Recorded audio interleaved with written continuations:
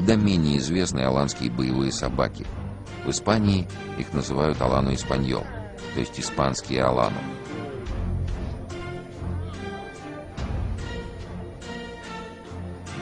Эта порода разводится только в Европе, в Испании и в Италии.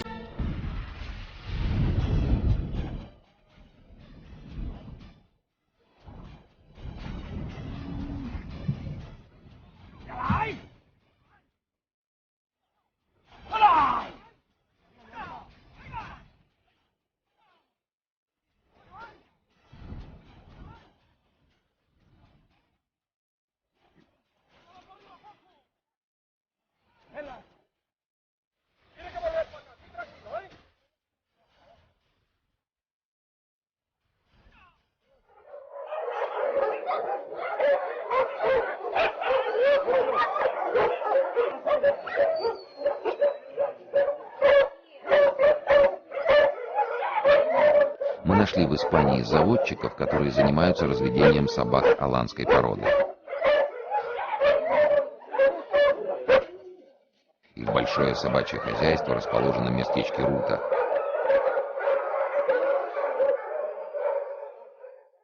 Адриано Гутьеррес и Антонио Агилера – признанные специалисты в своем деле.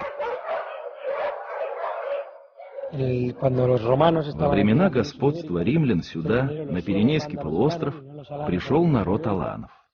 Это было в 409 году. Воины привели с собой своих боевых собак. Когда аланы в сопровождении своих собак появились на территории Испании, они застали здесь дикого быка, очень крупного зверя. И аланы использовали своих собак для охоты на дикого быка, для его подчинения человеку и, разумеется, для военных действий.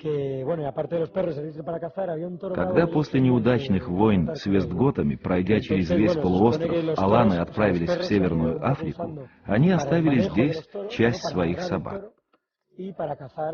Самые ранние из сохранившихся письменных данных о собаках аланской породы относятся к XI веку.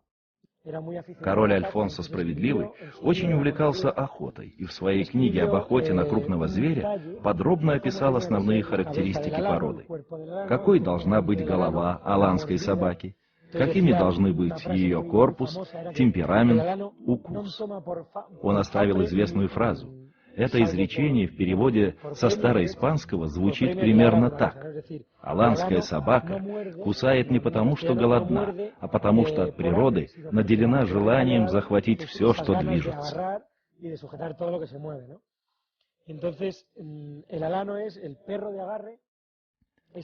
Это древняя боевая и охотничья порода. На ее основе были выведены другие охотничьи собаки, как европейские, так и американские. Например, аргентинский дог, боксер, питбуль, стаффордшир. На завоевание Америки испанцы отправились с аланскими собаками. Собаки получали деньги за каждого убитого врага. Были известны боевые собаки, которым платили больше, чем рядовым солдатам. Многие века аланских собак использовали для работы с быками. В кориде, помимо тореадоров, традиционно участвовали собаки. Во время кориды на быка выпускали 4 собак. Когда первые 2 гибли, выпускали еще одну пару. Против кориды давно идет борьба. В конце концов, в 20 веке использование собак в кориде было запрещено, и аланская порода стала исчезать, ведь значительную часть этих собак выращивали именно для кориды.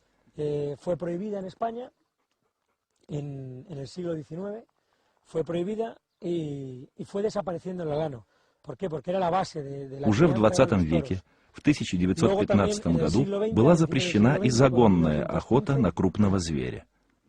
Потом в Испании разразилась гражданская война. Словом, аланская порода едва не исчезла окончательно.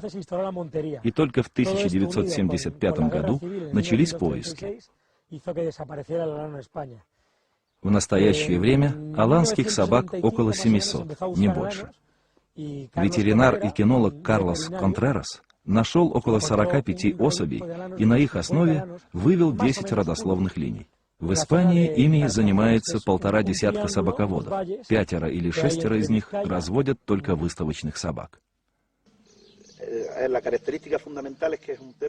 Главная характеристика аланской собаки не красота ее, а трудолюбие. У каждого свой вкус. Что красиво для меня, кому-то может не нравиться. А полезность человеку – объективная характеристика для собаки. Аланские собаки всегда были очень полезны на охоте и в животноводстве. Это и спасло их от полного исчезновения. Аланская собака знает, как быстро поймать корову в горах. Она кусает за уши, не причиняя вреда, только для того, чтобы пастух мог подойти и связать животное. Аланские собаки предназначены для охоты на крупного зверя – кабана, оленя. Они бесстрашно бросаются в схватку с диким кабаном. Несмотря на то, что собака весит вчетверо меньше, она способна одолеть кабана, который стремится поразить ее своими клыками. Аланский пес обладает невероятным мужеством и благородством. Даже со вспоротым клыками животом, схватив зверя, он не выпускает его до самой смерти. Я искал и нашел в них лучшие качества, которыми должна обладать охотничья собака. Смелость, благородство, темперамент и страсть к охоте. Все это есть в аланской породе, потому что эти собаки имеют 2000-летнюю историю. Они обладают 2000-летним охотничьим инстинктом и никогда его не теряют. Это уравновешенная, спокойная и сильная собака. Это просто чудо. Потому мы ею и занимаемся.